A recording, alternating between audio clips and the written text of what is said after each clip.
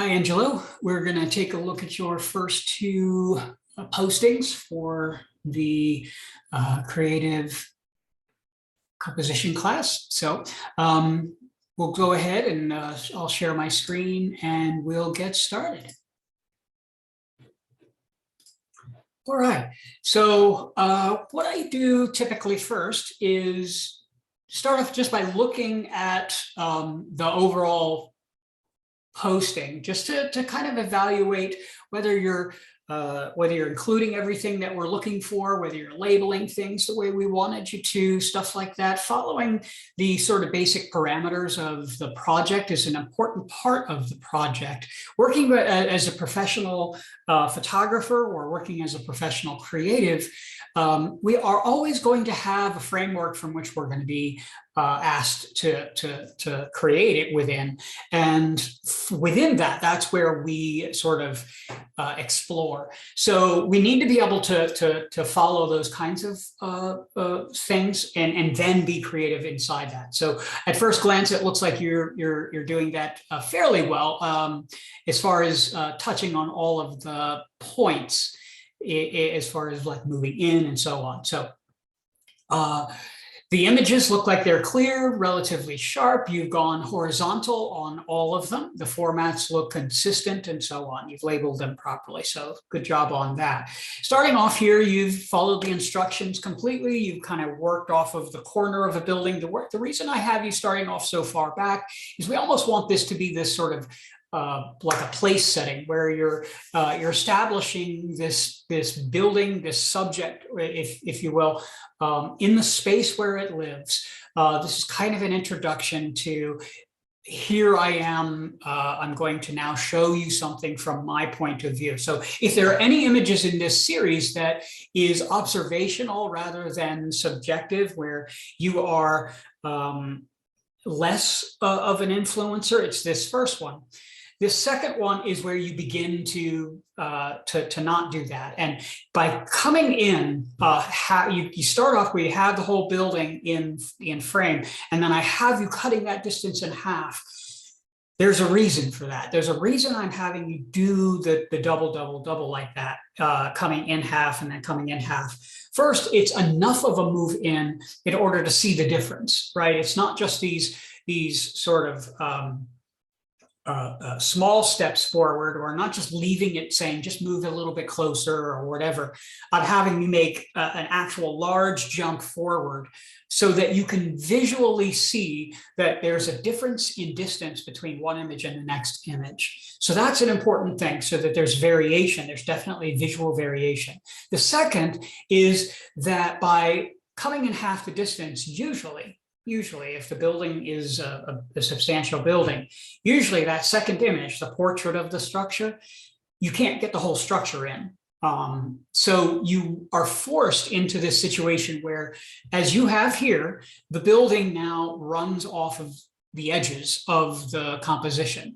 You've done an excellent job here. This is a really good balanced composition where you've placed the building sort of in a centralized location. I even like that you use the word central right in the center of the composition. It's unfortunate that pole runs right through it. Otherwise, it would have been a really interesting thing. It would have been even cooler if we had another tree on the other side. It's just a really good way to sort of approach this. I like what you did here. Also, this tree kind of moving diagonal, this is a reference to something that's not in the scene. It's referencing something that we as the viewer don't see. That's also very, very good. The quality of light is quite nice here. This is broad lighting. That's what this is called. It's where the lighting is coming directly and hitting the face of something, hitting the broad side of something. It's giving you a lot of information. The lighting, if it were on the other side, would be called short lighting. You get a whole other effect. It's interesting to explore those kinds of things as you move forward. The next image, as you continue to get closer, that's when we start in with more of the principles of design ideas: line, shape, color, light, line, shape, and color, basically. Light starts in with more of the principal photography ideas. So line, shape, and color are principal design ideas. So line is essentially, we have several different types of line. We have vertical, horizontal, diagonal, we have leading lines, and so on. We're going to explore those in class.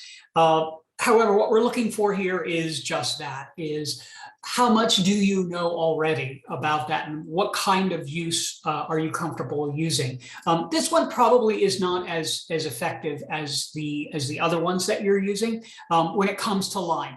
This project tells me a lot about where each student is in terms of understanding of these principles. You see, none of the projects are arbitrary. I'm not just sort of throwing these things out there and saying, hey, just kind of make these images and here's some ideas or whatever. All of these things are meant to have you challenged, have you explore a particular thing, but also offers me some information about each student in terms of where you guys are with your understanding of this. And this, in terms of use of line, isn't quite there. The image is fine. The image is just fine. But this isn't demonstrating to me the use of line. That doesn't mean that it's wrong by any means. It's not wrong. I am looking for that in terms of overall, where is the class on use of line? So I say that not as a criticism to say, oh, you don't know line, that's a bad thing. No, I'm saying I'm using this to kind of gauge where everybody is, not just you, but everybody in the class. Where's my whole class on their understanding of line as a design principle? And it helps me to understand a little bit more about what I need to do and how much I need to emphasize that particular topic. Shape. Here you are actually using the rhythm problem, or the rhythm strategy, very well here. I'm sorry, rhythm, where we're using the alternating rhythm, which is the project you're working on now. Very good. You can see the alternating rhythm. You've got it sort of offset. It's not quite balanced directly in the middle. Again, this is excellent image. You've got the line kind of hit diagonal here. Here's the thing. These images are all quite good. I mean, I can see here you're even using rule of thirds, whether you knew it or not. Here, we're using a very good strategy of balance. You're using repetition.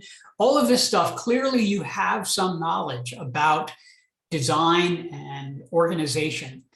The one thing that I would have really recommended was various times of day. It's clear that this was shot within just a few minutes even. And I would have really encouraged you to go back and spend more time in the location, or gone at a particular time of day where the light was transitioning, so that you would have had more choice as far as the variation of light. That is what photography is all about. That is what is going to distinguish your imagery from what anybody else could capture.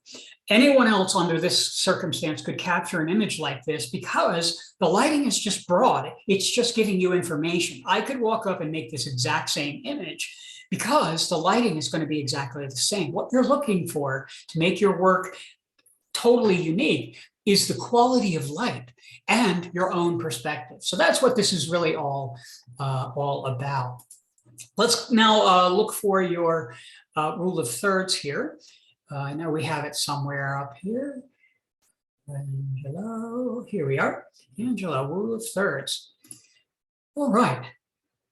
So again, looking just basically through all of them. I call this balance because what we're doing is we're achieving balance through this sort of asymmetrical strategy of the rule of thirds, which tends to move us around the composition in such a way that keeps us from centralizing our focus just there. It's also really, I'm looking for whether you know it or not. Rule of thirds is one of those elements that, whether you're using it or not, how much emphasis you put on it in terms of your own compositional strategy, it's one of those things that you just have to to be able to know. You have to go, oh yeah, I know what the rule of thirds is, and I know how it's incorporated into compositions. If you're ever going to work with a graphic designer as a photographer, or if you're ever going to be a designer, the rule of thirds is a grid structure that is commonly used throughout the industry. I had mentioned it's also used quite often in the film industry to set up compositions, because it's flawless. You can set it up and it's going to create these rhythmic balances for you. Here we've got a pretty good placement here on the tree, that you've got some continuation happening with the rocks and the trees. You've got a good sense of organization of space here. We've got the elements running off the composition. That's excellent. You're using the entire picture plane. That's excellent. You've got horizon line here. You've got elements that are sort of juxtaposed off to the side. Again, very good use of space here. This is backlighting. This is a real challenge. If you had moved over to the side just a little bit, you see how my face is being sort of lit just sort of to the side, just like this. That's a reflection, actually. It's not even direct lighting. That is called short lighting. It's because the broad side of my face is still in shadow. That would have been a better strategy here, rather than having your camera point directly at the sun. There's nothing else for us to see when you point the camera directly at the sun. It's just not a super good strategy to use. It's very difficult to control. Again, you're placing things right where they should be. I told you I wanted you guys to use this strategy literally. This is a literal use of it. A graphic designer will love you for this image. They'll love you for this kind of image, because you're giving them all kinds of freedom to make images, or to continue with using the rule of thirds right on top of what they're doing. This grouping of images is far better in terms of lighting than the first project that you use as far as emphasis. And that is because it's various times of day. You're in different locations, and you are shooting under different lighting situations. This is what I was talking about in terms of exploring various lighting situations. So here you've got daytime. This is one time of day. Then you're exploring a different location, and this is starting to become a different time of day, and so on and so forth. What I'd like to challenge you to do is to think about exploring one location, or a smaller location, feeling like you could explore a place like that building over a longer period of time. I would much rather you explore a small space thoroughly than be all over the place peripherally, So quality of light is where I would suggest that you really start to focus on, because it's clear that you have a good design sense. Your handling of the camera, it looks pretty good. Your focus, all of that stuff is right on where we need you to be so far. So we'll continue to move forward in class, and check out what you do for the rhythm project. All right, we'll see you next time. Bye-bye now.